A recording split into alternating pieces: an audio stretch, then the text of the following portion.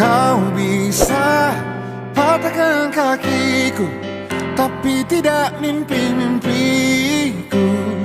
Kau bisa lumpuhkan tanganku, tapi tidak mimpi-mimpiku. Kau bisa merebut senyumku, tapi sungguh tak akan lama. Kau bisa merobek hatiku, tapi aku tahu obatnya. Manusia-manusia kuat, itu kita. Jiwa-jiwa yang kuat, itu kita. Manusia-manusia kuat, itu kita. Jiwa-jiwa yang kuat, itu kita. Kau bisa hitamkan putihku, kau takkan gelapkan apapun. Kau bisa runtuhkan jalanku, kan ku temukan jalan yang lain. Manusia-manusia kuat, itu kita. Halo, assalamualaikum warahmatullahi wabarakatuh. Kami dari kelompok 284A. Sekarang ini kami akan mendemonstrasikan coaching untuk kompetisi akademik. Saya Nurul Matias sebagai mama, dan saya Dwi Astuti sebagai coaching, dan saya Abdul Somad sebagai coach. Baik, sebelum kita praktek coaching, kami akan melakukan pra-observasi. Terima kasih. Assalamualaikum warahmatullahi wabarakatuh.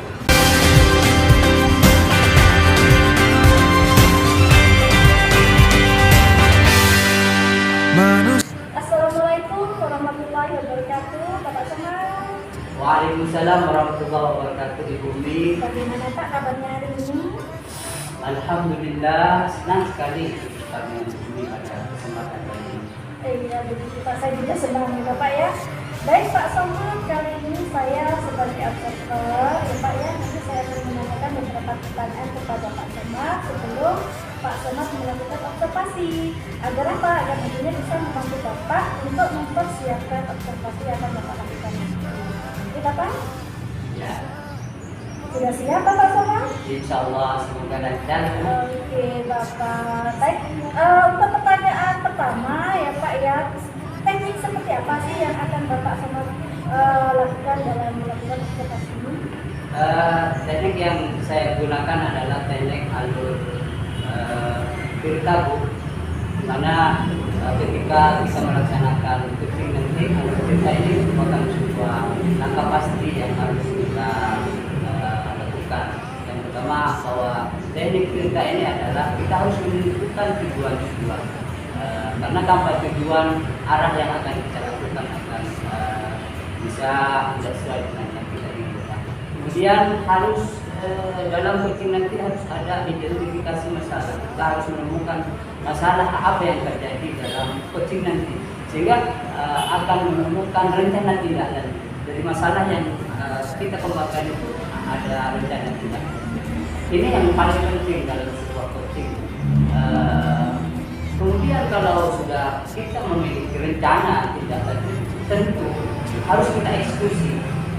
Eksekusi dalam konteks ini kita harus bertanggung jawab ketika kita sudah merencanakan sebuah aksi.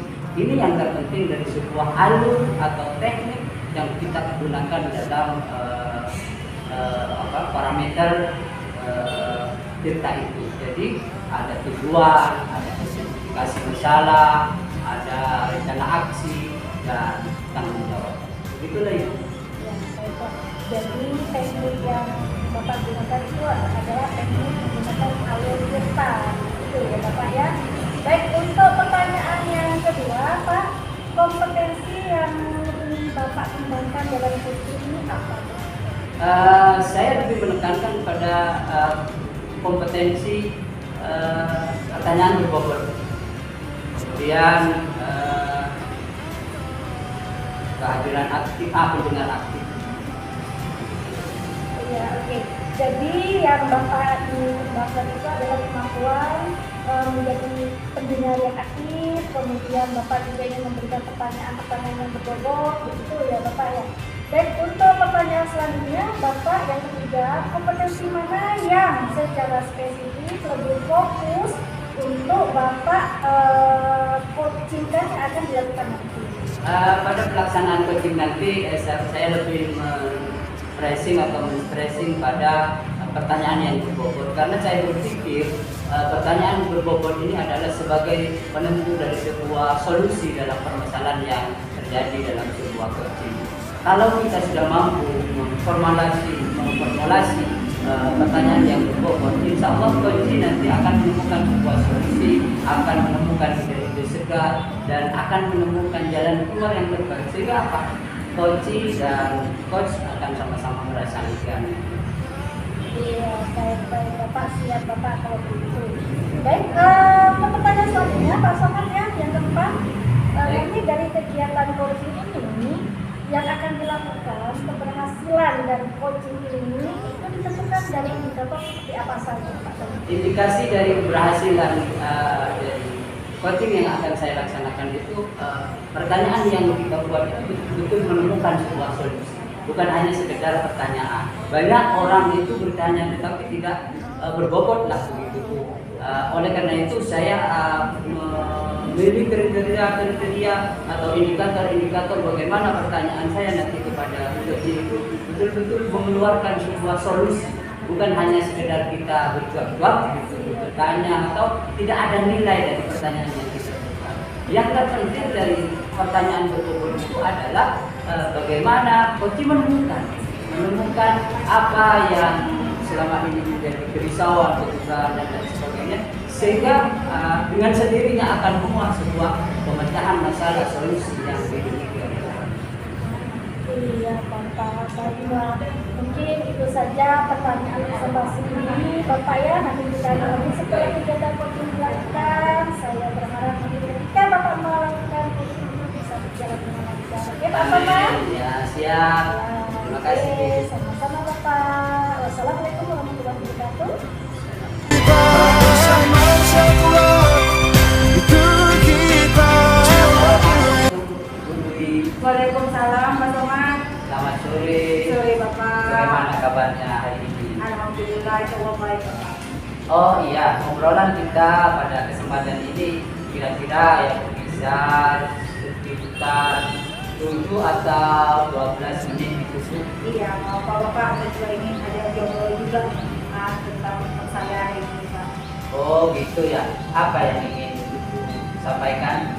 Iya begini Pak, saya melihat pembelajaran yang dilakukan oleh guru-guru sekolah ini saya memang tidak semuanya, ada sebagian besar guru itu mengajarnya itu masih seperti yang dulu gitu Pak. Jadi seperti teacher center gitu Pak, dia berpusat pada guru seperti itu Pak. Oh iya begini. Jadi yang mau disampaikan ibu itu terkait dengan gaya mengajar guru. Iya, Masih menggunakan pola lama yang pada Iya. sekarang ya era yang sangat berubah ya, teknologinya informasi Iya betul Bapak. Jadi kalau seperti ini terus gaya mengajar masih dulu tuh di mana kurikulum saja sudah berubah ya Pak. Nanti akan berdampak pada murid saat mereka punya pembelajaran pada tingkat berikutnya.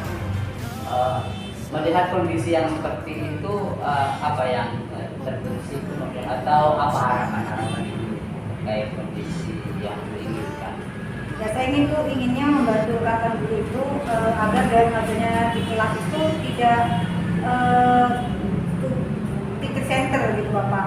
Kemajuan itu bukan teacher center atau bukan berpusat pada guru, tapi pada student center, yaitu berpusat pada murid.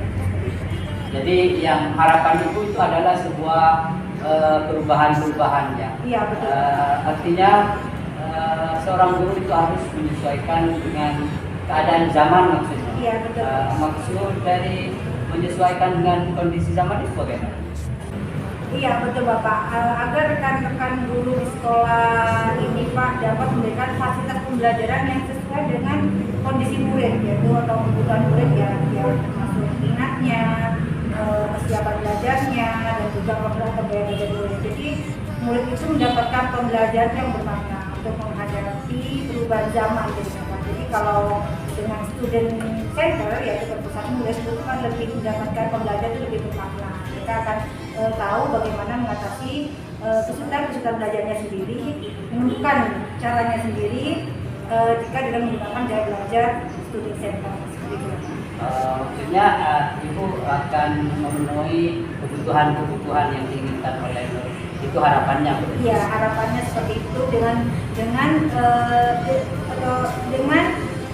gaya mengajarnya guru. Jadi murid itu akan terbimbing dengan gaya mengajar guru. Tapi di sini gaya mengajar guru yang ada di sekolah saya itu masih seperti yang dulu Bapak. Jadi saya harapkan itu rekan-rekan guru itu bisa merubah mindsetnya, pemikirannya, cara mengajarnya gitu agar murid itu lebih difokuskan gitu. Jadi sumber belajar itu bukan hanya dari guru seperti itu. Melihat konteks seperti itu, idealnya parameternya seperti apa? Yang idealnya gaya mengajar guru dalam pembelajaran atau kurikulum yang sekarang ini ya Pak, yaitu yang pertama memang harusnya berpusat pada student center tadi ya Pak. Kedua, interaksi antara guru dan guru harusnya lebih dekat seperti itu. Kalau zaman dulu kan antara guru dan guru itu ada rasa takut. Memang dalam arti rasa menghormati itu dekat. Tapi kalau dulu rasa menghormati itu ada rasa takut seperti itu. Kalau pada zaman sekarang gitu Pak ya, rasa dekat atau menghormati kepada antara guru dan guru itu rasa nyaman seperti itu Bapak. Jadi tidak lagi ada rasa takut, jadi itu dalam arti ya saling menghormat tadi tidak ada rasa takut. Nah, jadi ketika itu dapat memanfaatkan teknologi yaitu membuat media pembelajaran yang interaktif, tidak monoton yang hanya ceramah saja. Kalau dulu hanya ceramah saja, karena memang kalau zaman dulu cara mengajarnya yaitu teacher center hanya dari guru. Makna yang bisa saya garis bawahi bahwa antara guru dan seorang murid pada kesempatan ini adalah setara maksudnya Bu ya. Iya, iya. Dan tidak ada jarak maksudnya gitu. Iya, betul. Atau antara guru dan murid itu adalah dalam partner atau kemitraan gitu. Iya, betul. Jadi kalau harapan ibu kalau itu terpenuhi tercerahkan kepada murid, maka murid itu insya Allah akan menemukan pencerahan pemberdayaan untuk mencapai sebuah kebahagiaan dan keselamatan sesuai dengan apa yang kita inginkan di atas dewasa. Betul sekali. Kalau melihat kondisi yang ideal seperti itu, barangkali itu bisa meneracakan atau menilai dalam angka. Bagaimana dengan rekan guru di sekolah, ada di angka berapa kondisi yang seperti tadi idealnya harus sekarang, Pak ya, ya. kalau rekan-rekan guru di sekolah itu saat ini itu sepertinya mereka itu ada di angka 6 atau 7 ya Pak ya, karena kan mereka mengajar gitu ya, hanya saja cara mengajarnya mereka itu masih seperti zaman dahulu. Jadi sedangkan murid-muridnya sudah zaman sekarang, tapi cara mengajarnya kayak dulu. Jadi ya mungkin angka 6 atau 7 itulah rekan-rekan saya seperti itu Pak. Oke, kalau langsung 10 kayaknya agak susah ya Bu. Iya betul Pak. Inginnya rekan-rekan guru tadi ada di angka berapa sih? Ya sepertinya di angka 8 atau 9 itu sudah bagus ya Pak ya, karena memang harus belajar, berlatih, dan membiasakan untuk merubah pemikiran mereka itu udah mungkin harus pelatihan ya, untuk belajar dan itu membiasakan diri untuk mengubah gaya mengajarnya mereka agar dari teacher center menjadi student center. Apa nih yang bisa dilakukan oleh ibu agar rekan-rekan guru tadi bisa naik levelnya Bu? Bisa level di atas yang 8 atau sampai pun? Iya Pak, ini sebenarnya yang sedang saya pikirkan Pak ya, bagaimana caranya saya bisa bantu mereka agar mereka itu bisa mengubah gaya mengajarnya. Jadi dari teacher center menjadi student center. Nah, dari obrolan kita ini Pak ya, saya memikir untuk mengajarkan sebuah IHT gitu Pak ya, in-house training di sekolah gitu ya, dengan meminta izin terlebih dahulu tentunya beberapa sekolah dan ingin dalam arti saya ingin memahamkan rekan guru gitu Pak ya, bagaimana gaya mengajar di zaman sekarang seperti itu sesuai dengan kurikulumnya gitu Pak. Dan saya juga ingin memberikan contoh-contoh praktik mengajarnya langsung kepada rekan-rekan guru ini. Jadi mungkin saya akan mengajarkan sebuah IHT seperti itu Pak kepada rekan-rekan guru. Dan tentunya saya harus koordinasi dulu kepada kepala sekolah seperti itu. Itu ide dan gagasan yang sangat bagus, Bu. Formatnya atau programnya seperti apa bentuknya? Ya, mungkin saya pertama mungkin akan koordinasi ya dengan berkawan pada sekolah apa saya melakukan hati ini ya Pak. Ya.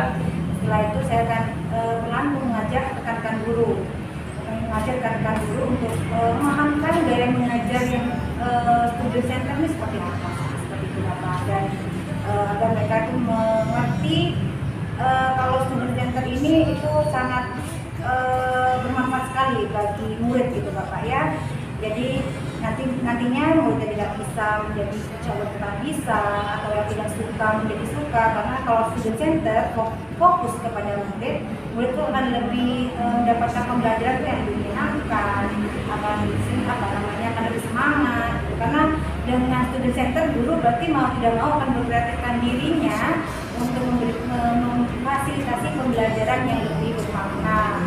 Jadi memberikan pembelajaran yang interaktif, yang lebih sedikit, dan lain sebagainya.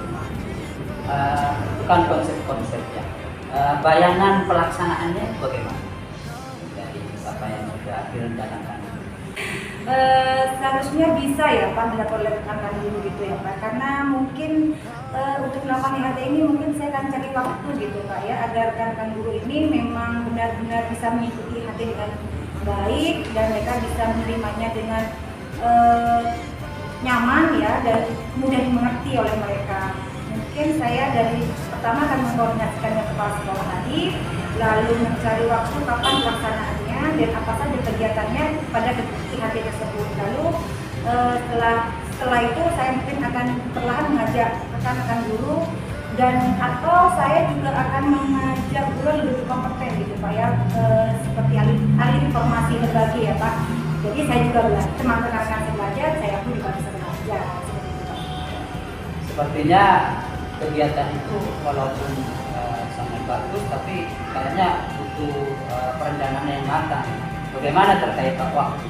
Ya kayaknya kalau waktunya agar juga mempercepat ya, karena mereka ada rekan guru ini mudah untuk belajar, tidak biasakan diri itu mungkin waktunya mungkin bisa dilakukan 1 bulan 2 kali mungkin Bapak ya. Jadi guru ini akan lebih aktif gitu Pak ya dalam belajar tentang seni baru ini gitu Bapak. Tentu saja konsep-konsep itu tanpa ada sebuah pelaksanaan dan waktu yang sangat cepat tidak akan maksimal. Dalam masa waktu kapan pelaksanaan ini bisa?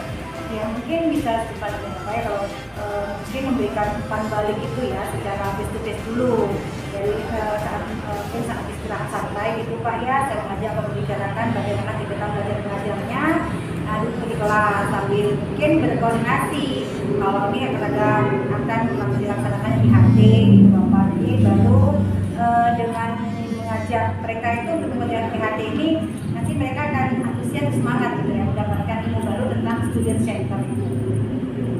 Kepastiannya kapan gitu? Kayaknya harus secepatnya ya Pak, agar mereka itu bisa merubah dan merasakan bagaimana manfaat dari student center ini Bapak. Jadi mungkin dalam minggu ini mungkin saya akan ya bisa dimulai. Bagus, secepatnya itu juga. Ya, insya Allah Bapak. Oh oke Bu, baiklah, ini kayaknya waktu sudah habis dan obrolan nih apa yang sudah didapatkan dari pembicaraan pemaparan ini. Iya, kalau luar biasa sekali Pak ya. Kalau di awal saya tuh merasa bingung gitu Pak, khawatir dengan cara gaya mengajar dan tata guru sekolah saya. Tapi di hari obrolan ini saya sudah menemukan cara gitu ya Pak, bagaimana saya bisa membantu rekan-rekan guru saya agar mereka tuh bisa mengubah gaya mengajarnya. Mungkin dengan melakukan IHT ini mereka akan lebih memahami dan mengubah gaya mengajarnya. Memang butuh waktu, yaitu mereka butuh belajar, tidak biasakan diri, tapi di akhir obrolan ini saya sudah tahu lah mau ngapain untuk mereka dalam gaya mengajarnya gitu ya, dari teacher center mengubah pemikirannya menjadi student center seperti itu Pak. Alhamdulillah ya, barangkali sampai di sini kebersamaan kali ini. Iya, Bapak. Tapi insya Allah pada pertemuan yang akan datang kita akan mengetahui progresnya mungkin.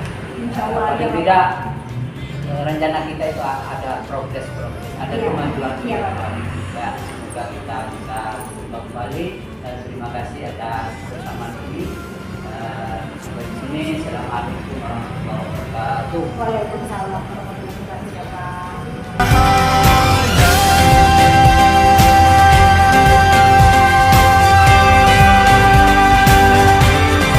Warahmatullahi wabarakatuh. Waalaikumsalam warahmatullahi wabarakatuh. Budi. Bagaimana Pak Somad tadi sudah melaksanakan observasi COVID-nya?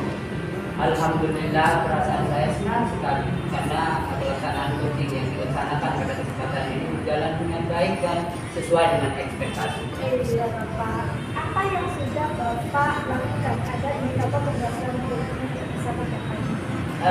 Indikasi-indikasi yang sudah saya laksanakan pada pelaksanaan coaching tadi, yang pertama adalah saya sudah membuat pertanyaan yang berbobot dan saya sudah menjadi pertanyaan aktif. Baik Pak Somad, tadi saya sudah mengobservasi Bapak Somad tadi Pak ya dengan memberikan pertanyaan-pertanyaan yang berbobot. Kemudian dari hasil observasi saya tadi sudah Bapak Somad sudah memberikan pertanyaan-pertanyaan yang berbobot kepada coaching. Pak ya, sehingga coaching tadi bisa menentukan atau menyampaikan ide-ide yang ditemukannya dan menemukan solusi dalam permasalahan. Sekarang kompetensi apa lagi Pak yang Bapak dapatkan dari coaching tersebut? Harapan saya pribadi dan tentu ini harapan sebuah lembaga ini bahwa pelaksanaan coaching ini tidak hanya yang pertama berhenti sampai di sini saja. Artinya kita harus enlightenment, ada pencerahan-pencerahan baru bagaimana coaching ini bisa dinikmati oleh banyak pihak. Artinya ke depan saya bisa bersinergi dengan wali murid, bersinergi dengan komunitas praktisi pendidikan di lembaga lain, atau bisa juga dalam keluarga. Artinya ada sebuah kepercayaan dalam pelaksanaan coaching ini.